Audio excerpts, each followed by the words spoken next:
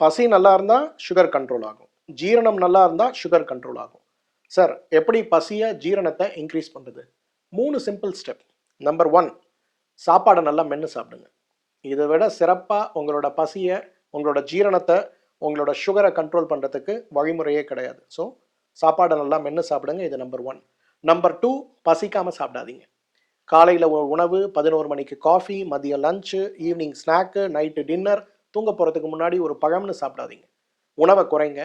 தேவையான நேரத்தில் நல்லா சாப்பிடுங்க, மென்று சாப்பிடுங்க. இது உங்களோட பசியை தூண்டும். நம்பர் 3, ஜீரக கஷாயம். பொதுவாக என்னுடைய அனுபவத்தில் இந்த மென்று சாப்பிட்றது, டைமுக்கு சாப்பிட்றது இதெல்லாம் செய்ய முடியாதுன்னு நினைக்கிறவங்களுக்கான ஒரு சிம்பிள் ரெமெடி.